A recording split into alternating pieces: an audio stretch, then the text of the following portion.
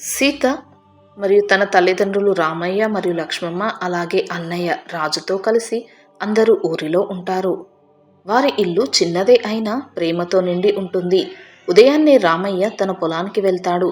లక్ష్మమ్మ ఇంటి పనులు చూసుకుంటూ ఉంటుంది.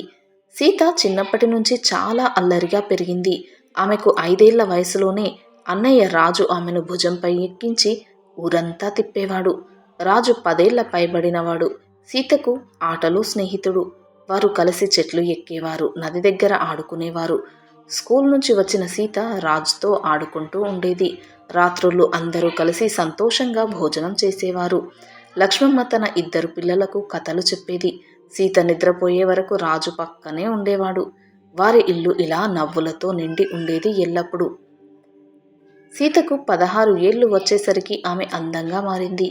ఆమె చదువు కూడా మంచిగా సాగుతోంది. రాజు మెడిసిన్ చదువుతూ ఉన్నాడు. రామయ్య పొలం బాగా పండుతోంది. లక్ష్మమ్మ ఇంటిని జాగ్రత్తగా చూసుకుంటుంది. సీత అన్నయ్యతో అల్లరి చేస్తూ ఉంటుంది. రాజు సీతకు బహుమతులు తెచ్చేవాడు. పండుగలు ఘనంగా జరుపుకునేవారు. సీతకు చిన్నప్పటి నుంచి ఆ ఇంట్లోని వారందరూ ప్రేమను ఎక్కువగానే చూపారు. సీత డ్యాన్స్ నేర్చుకుంటుంది. రాజు ఆమెను ప్రోత్సహించేవాడు. ఇలా వాళ్ళ ఇంట్లో సంతోషంగా రోజులు గడుస్తూ ఉన్నాయి. పై చదువుల కోసం ఆమె బీటెక్ చదవడానికి కాలేజ్లో జాయిన్ అయింది. ఆ కాలేజీలో ఒక అబ్బాయి వికాస్తో పరిచయం ఏర్పడింది. అతడు మంచి విద్యార్థి. సీత అతనితో మాటలు మొదలుపెట్టింది. అయితే మొదట్లో మాటలుగా ఉన్నది, తర్వాత అది ప్రేమగా మారిపోయింది. వారు రోజు కాలేజీలో మాట్లాడుకునేవారు, ఫోన్లో చాట్ చేసేవారు. సీత మనసు ఆనందంతో నిండిపోయింది. ఇలా రోజులు కొనసాగుతూ ఉన్నాయి. అయితే ఒకరోజు సీత ఫోన్లో వికాస్తో మాట్లాడుతూ ఉండగా రాజు అప్పుడే వచ్చి వింటాడు. రాజు అది విని ఆశ్చర్యపోతాడు. సీత అతడిని చూసి భయపడిపోతుంది. రాజు ఫోన్ తీసుకుని చూస్తాడు. అందులో ఎన్నో ప్రేమ సందేశాలు ఉన్నాయి. దాంతో రాజు కోపంతో రగిలిపోతాడు. ఇదేంటి చెల్లి, అసలు నువ్వేం చేస్తున్నావు? చదువుకోమని చెప్తే ఎవరితో ఫోన్లో మాట్లాడుతున్నావు అంటూ అరుస్తాడు. సీత కళ్ళల్లో కన్నీళ్లు తిరుగుతాయి. రాజు తన తల్లిదండ్రులకు విషయాన్ని చెప్తాడు. అది విని రామయ్య మరియు లక్ష్మమ్మ షాక్ అవుతారు. చదువుకోమని పంపిస్తే అసలు నువ్వు ఏం చేస్తున్నావు? కుటుంబం గౌరవాన్ని పాడు చేయాలని చూస్తున్నావా? అయినా చదువుకోవాల్సిన వయసులో చదువుకోకుండా ఈ ప్రేమలు ఏంటి? నిన్ను గారాబంగా పెంచడమే మా తప్ప అంటారు. లక్ష్మమ్మ సీతను కోపంతో ఒక దెబ్బ కొడుతుంది. ఇటువంటి పనులు చేస్తావా? ఇంటి పరువు తీస్తున్నావు అని అరుస్తుంది. రామయ్య సీతను ఇక ఇంట్లోనే ఉండు, చదువు గిదువు ఏం వద్దు అంటాడు. ఫోన్ని తీసేసుకుంటాడు. సీత గదిలో ఏడుస్తూ ఉంది. ఆమె మనసు ఎంతో బాధతో నిండిపోయింది. సీత ఆ గదిలో ఏడుస్తూ ఉంది. ఆమెకు మాటి మాటికి వికాస్ గుర్తుకు వస్తున్నాడు. ఆమె తన ప్రేమను ఆకర్షించుకుంటుంది. దాంతో ఒకరోజు సీత రహస్యంగా ఫోన్ తీసుకుని వికాస్కి కాల్ చేస్తుంది. వికాస్, మా ఇంట్లో మన విషయం తెలిసిపోయింది అని ఏడుస్తుంది. దాంతో వికాస్ భయపడతాడు. అప్పుడు సీత చెప్తుంది, మనం పారిపోయి పెళ్లి చేసుకుందాం అని. అప్పుడు వికాస్ అంటాడు, కాస్త టైం ఇవ్వు అని. కానీ లేదు ఇప్పుడే అని ఒత్తిడి చేస్తుంది సీత. దాంతో వికాస్ ఒప్పుకుంటాడు. అలా వారు ప్లాన్ చేస్తారు. సీత మనసు ఒకవైపు భయం మరియు ఆనందంతో మిశ్రమంగా ఉంది. సీత రాత్రిలో ఇంట్లో అందరూ నిద్రపోయాక లేచింది. ఆమె చిన్న బ్యాగ్లో దుస్తులు పెట్టుకుంది. గది తలుపులు నెమ్మదిగా తెరిచి ఇంటి వెనుక ద్వారం ద్వారా బయటకు వెళ్ళింది. వికాస్ బయట బైక్పై వేచి ఉన్నాడు. సీత భయంతో చుట్టూ చూస్తుంది. రాజు గది నుంచి శబ్దం రాకుండా జాగ్రత్తగా నడిచింది. వికాస్ ఆమెను చేయి పట్టుకుని బైక్పై ఎక్కించాడు. బైక్ సైలెంట్గా స్టార్ట్ చేశాడు. ఊరి బయటకు వెళ్లారు. సీత మనసు భయం ఉత్సాహంతో కొట్టుకుంటుంది. వారు రాత్రి రోడ్డు మీద ప్రయాణిస్తారు. వికాస్ అంటాడు, భయపడకు, నేను ఉన్నాను అని ధైర్యం చెప్పాడు. సీత కళ్ళల్లో నీళ్లు. ఇంటిని గుర్తుకు చేసుకుంది. కానీ ప్రేమ ఆమెను ముందుకు నడిపిస్తుంది. వారు బస్టాండ్కు చేరుకున్నారు. అక్కడ నుంచి రాత్రి బస్సు ఎక్కారు. బస్సు ఒక పెద్ద నగరం వైపు వెళ్తుంది. సీత బస్సులో కూర్చొని ఏడుస్తుంది. సీత పారిపోయిన వార్త ఇంట్లో తెలిసింది. రామయ్య లక్ష్మమ్మ షాక్ అవుతారు.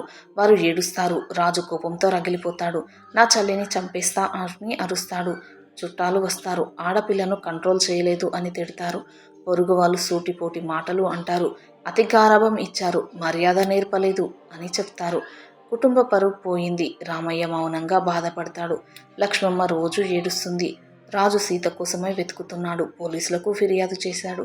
కానీ దొరకడం లేదు. చుట్టాలు తిడుతూ ఉంటారు. మీ బిడ్డ మీ పరువు తీసింది, ఇప్పుడు మీ పరువు ఏమైంది అని అంటారు. రాజు కోపంతో ఇంట్లోని అద్దాలు పగలగొడతాడు.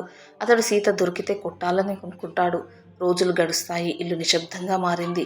లక్ష్మమ్మ భోజనం మానేస్తుంది. రామయ్య పొలం వెళ్ళడం మానేస్తాడు. రాజు డాక్టర్ అవుతాడు. అతడు హాస్పిటల్లో పనిచేస్తున్నాడు. కానీ మనసు బాధతో ఉంటుంది. చుట్టాలు ఇంకా తిట్టడం కొనసాగుతూనే ఉంది. ఊరి వాళ్ళ మాటలు వినిపిస్తున్నాయి.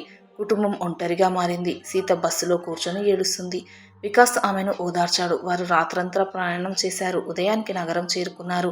అక్కడ చిన్న రూమ్ అద్దెకు తీసుకున్నారు. పెళ్లి కోసం రిజిస్టర్ ఆఫీస్కి వెళ్లారు. సాక్షులను కూడా ఏర్పాటు చేసుకున్నారు. అలా వారి పెళ్లి జరిగిపోయింది. సీత ఇప్పుడు వికాస్ భార్య. వారు కొత్త జీవితం మొదలుపెట్టారు. మొదటి రోజులు ఆర్థిక ఇబ్బందులు. వికాస్ ఉద్యోగం చేయడం లేదు. కొత్తగా జాబ్ వెతుకుతున్నాడు. సీత ఇంటి పనులు చేస్తుంది. వారు ఒకరినొకరు ప్రేమిస్తున్నారు. కానీ సీత మనసులో ఇంటి జ్ఞాపకాలు. ఆమె రాత్రిళ్ళు ఏడుస్తుంది. వికాస్ ఓదార్చేవాడు. వారు చిన్న షాప్లో పనిచేస్తున్నారు. డబ్బుకు కష్టంగా మారింది. సీత భోజనం తయారు చేస్తుంది. వికాస్ తల్లిదండ్రులు తెలుసుకొని కోప్పడతారు. కానీ తర్వాత ఒప్పుకుంటారు. వికాస్ తన తండ్రి బిజినెస్ సహాయం చేస్తాడు. వారు క్రమంగా స్థిరపడతారు. సీత మనసు కొంచెం శాంతిస్తుంది. కానీ పుట్టింటి బాధ ఉంది. రాజు రాత్రి సీత జ్ఞాపకాలు గుర్తుకు వస్తాయి. అతడు ఏడుస్తాడు. కానీ కోపం మించిపోతుంది. 3 సంవత్సరాలు గడిచాయి. వారి బాధ తగ్గలేదు. లక్ష్మమ్మ సీత ఫోటో చూసి ఏడుస్తూ ఉంది. రామయ్య మౌనంగా ఉంటున్నాడు. రాజు కోపంతో జీవిస్తున్నాడు. సీత వికాస్ 3 సంవత్సరాలు గడిచాయి వారి పెళ్ళయి. వారు స్థిరపడ్డారు. వికాస్ బిజినెస్ చూసుకుంటున్నాడు. తల్లిదండ్రులు స్వీకరించారు. సీత ప్రెగ్నెంట్ అవుతుంది. ఇంట్లో ఆనందం. వికాస్ సంతోషిస్తాడు. సీత ఆనందంగా ఉంటుంది. కానీ డెలివరీ సమయం ఇబ్బందులు వచ్చాయి. చిన్న హాస్పిటల్లో చూపించారు. డాక్టర్ కష్టమన్నాడు. పెద్ద హాస్పిటల్కి తీసుకెళ్ళండి అన్నారు. వికాస్ కంగారు పడతాడు. సీత నొప్పితో అరుస్తుంది. వారు పెద్ద హాస్పిటల్కి తీసుకువెళ్తారు. తల్లి బిడ్డ క్షేమంగా ఉండాలని ప్రార్థిస్తారు. ఎమర్జెన్సీలో అక్కడ ఉన్నది డాక్టర్ రా. అతడే సీత అన్నయ్య. సీత అతడిని చూసి షాక్ అవుతుంది. రాజు సీతను చూసి షాక్. అతడి కళ్ళల్లో కన్నీళ్లు నిండాయి. సీత పరిస్థితి క్రిటికల్. రాజు బాధపడతాడు. లేడీ డాక్టర్కు ఈమె నా సొంత చెల్లి, కాస్త కేర్ తీసుకోండి అని చెప్పి కన్నీళ్లతో అక్కడి నుంచి వెళ్ళిపోతాడు. సీత మనసు భయం, బాధతో నిండిపోతుంది. ఆమె అన్నయ్య ముఖం తనకు గుర్తుకు వస్తూ ఉంటుంది. డెలివరీ జరుగుతుంది. ఆడపిల్ల పుడుతుంది. సీత ఆనందంతో ఏడుస్తుంది. కానీ అన్నయ్య బాధ గుర్తుకు వస్తుంది. తను డెలివరీ అయి డిశ్చార్జ్ అయ్యాక ఇంటికి వెళ్ళాక మనసు శాంతిగా లేదు. చిన్నప్పటి జ్ఞాపకాలు గుర్తుకు వస్తాయి. అన్నయ్యతో అల్లరి, తల్లిదండ్రుల ప్రేమ. ఆమె ఇప్పుడు బాధపడుతుంది. సీత ఇంటికి వచ్చాక బాధతో నిద్రపోతుంది. అప్పుడు ఆమెకు ఒక కల వస్తుంది. ఆ కలలో కూతురు పెద్దదైంది. అల్లారు ముద్దుగా వారు పెంచారు. కానీ కూతురు ప్రేమికుడితో పారిపోతుంది. అది తెలిసి సీత ఏడుస్తుంది. బాధతో విలపిస్తుంది. అలా నిద్రలో నుంచి ఏడుస్తూ లేస్తుంది. కానీ పక్కన చూస్తే పాప ఉంది. అది కళ అని తెలుస్తుంది. రియలైజేషన్ వస్తుంది. నేను నా తల్లిదండ్రులను వదిలేశాను. నాలాగే నా కూతురు చేస్తే ఎలా బాధపడతాను? 20 ఏళ్ళు పెంచిన వారిని కాదని వచ్చాను అని పశ్చాత్తాపం వస్తుంది. నా అంత పాపిష్టిది ఎవరూ లేరు అని అనుకుంటుంది. మరునాడు వికాస్కు తాను పుట్టింటికి వెళ్తాను అని చెబుతుంది. వికాస్ అంటాడు, వాళ్ళు స్వీకరిస్తారా అని అడుగుతాడు. అప్పుడు సీత అంటుంది, క్షమాపణ కోరుతాను, బ్రతిమలాడుతాను అని అంటుంది. పాపతో మరునాడు బయలుదేరుతుంది. మనసు భయం, ఆశతో నిండి ఉంటుంది. రోడ్డు మీద ప్రయాణం. ఇంటి జ్ఞాపకాలు వస్తాయి. ఆమె కళ్ళు నీళ్లతో నిండి ఉంటుంది. సీత ఇంటి దగ్గరకు చేరుకుంది. తల్లిదండ్రులు ఆమెను చూసి షాక్ అయ్యారు. కళ్ళలో నీళ్లు. రామయ్య, ఇప్పుడు వచ్చావా? మా ప్రేమ కంటే అతడిదే గొప్పదని వెళ్ళిపోయావు కదా, మళ్ళీ ఎందుకు వచ్చావు అని కోపంగా అంటాడు. లక్ష్మమ్మ ఏడుస్తుంది. సీత తల్లిదండ్రుల కాళ్ళు పట్టుకుని క్షమాపణ కోరుతుంది. నా తప్పు నేను తెలుసుకున్నాను, క్షమించండి అని ప్రార్థిస్తుంది. తనకు పుట్టిన పాపను చూపిస్తుంది. తల్లిదండ్రుల మనసు మార్చుకుంటారు ఆ కూతురి బాధతో. రాజు వస్తాడు. అతడు సీతను చూసి మౌనంగా ఉంటాడు. సీత తన అన్నయ్య కాళ్ళు పట్టుకొని ఏడుస్తూ ఉంటుంది. అప్పటి వరకు చెల్లిపై కోపంగా ఉన్న ఆ అన్నయ్య తన చెల్లి ఏడ్చడం చూసేసరికి ఆ కోపమంతా కూడా కరిగిపోయింది. అంతే కదా, కుటుంబం యొక్క బంధాలు మరియు పరువు మర్యాదలు జీవితానికి పునాది.